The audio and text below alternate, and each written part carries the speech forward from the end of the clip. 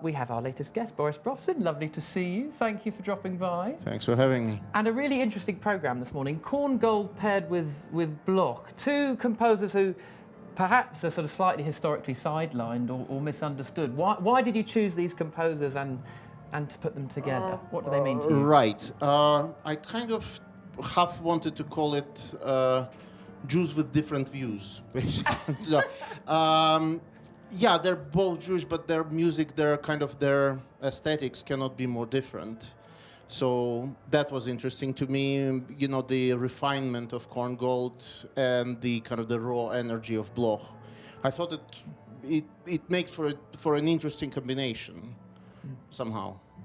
And when you speak about their different aesthetics, can you expand on that? What does that sound well, like? Korngold, I think he gets a very unfair rap for all the movie scores that he wrote, but I mean, he's Viennese through and through. I mean, this is, you know, this fin du siècle aesthetic, incredibly prodigious talent. I mean, it's Viennese music. It's more closely tied to Mahler, Zemlinsky, those guys, and yet extremely original and fantastically well written, and dare I say, underperformed.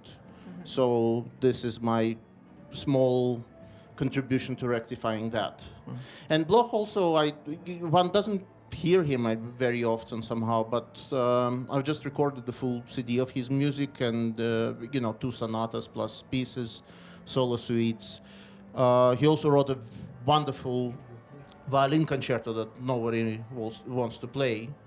So shout out to, you know, whoever wants to do it. Yeah. So why are you interested in these composers that are not played so much? Is this something you're trying to show to the world? Or, I mean, you want them to be appreciated more, or? Oh yes, definitely. I mean, of course, it's such a great privilege to play, you know, Brahms, Beethoven, and all the big ones. And it's not that I don't have anything to say in those pieces, but yeah, I think this is where I can contribute more, so to speak. It's not just these two guys. I've just last week I've played in Budapest. I played the violin concerto by Dohnányi, and he wrote 2, and I play both, and nobody knows those pieces. They're absolutely epic, but you know, the orchestra is quite big, and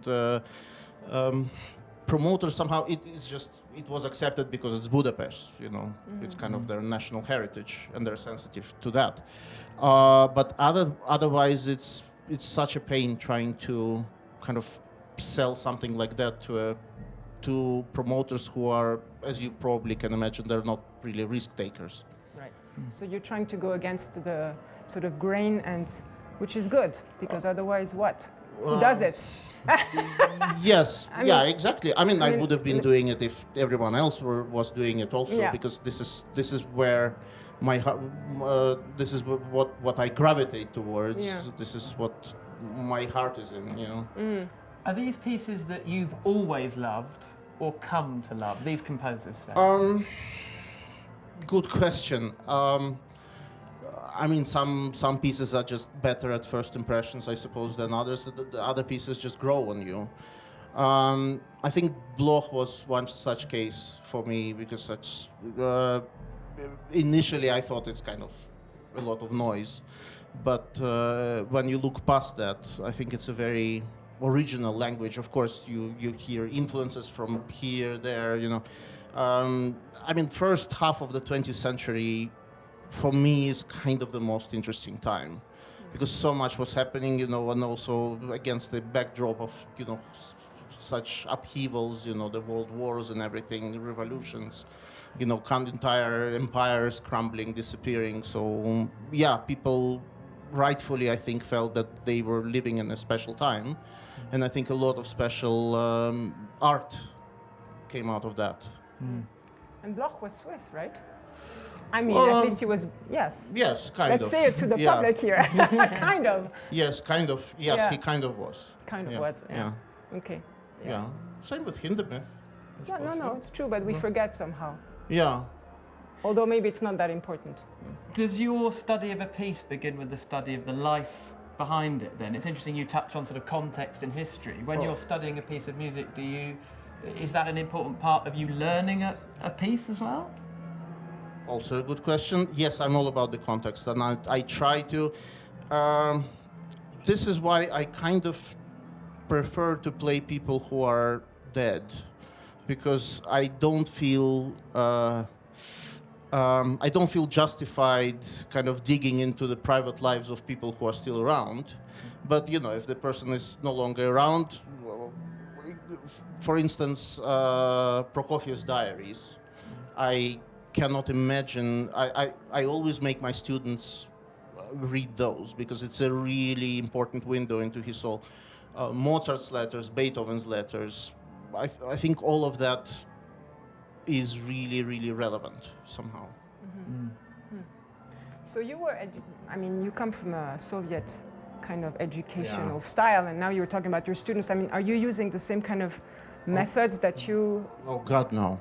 So tell us a little bit. No, I just try to.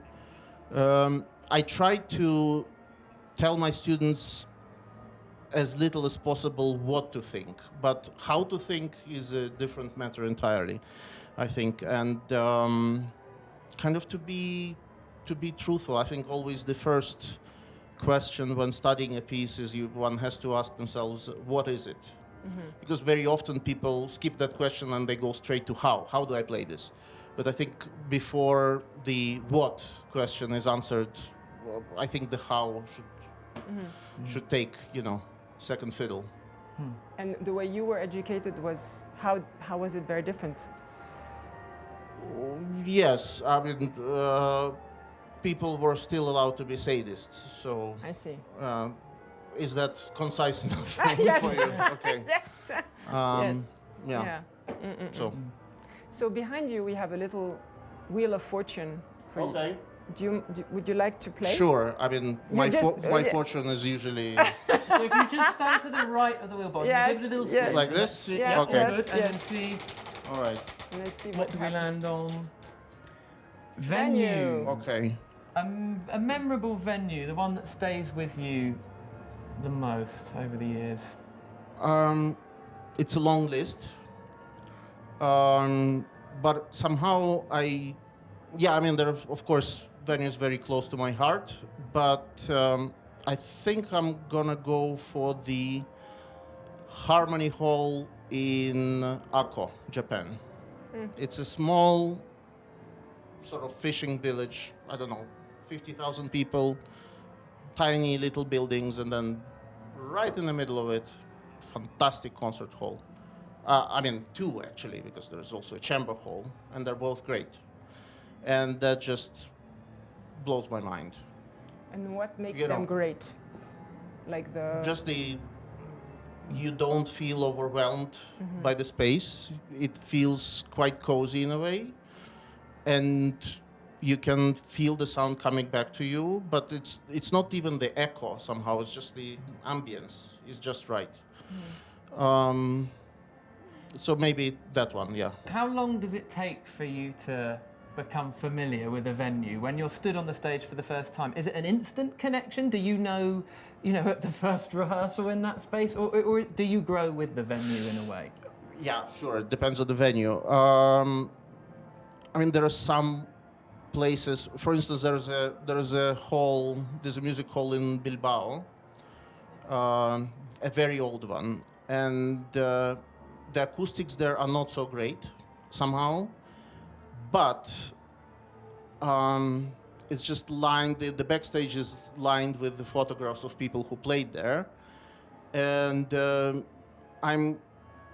I kind of consider myself slightly immune to name dropping, but you just cannot help feeling overwhelmed when it's just all these faces looking at you, and you're standing on the shoulders of giants, really. So one cannot help but feel special, I think, in a venue like that. But in terms of the acoustic of a space? The one I mentioned, you struggle with the acoustics, but you take it in your stride somehow. So the spirit is as important as the acoustics? I'd say, actually. yeah. Or more important, maybe? Equally. Right. Yeah. And what about the audience? Because do you have a favorite kind of place where you like to perform in terms of the response of the audience, or not really?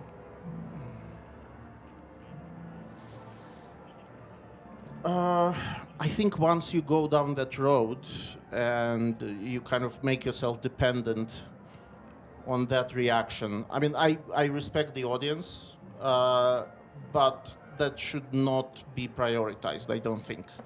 And then I'm just interested, sorry if this sounds corny, I just want to tell the truth the way I see it.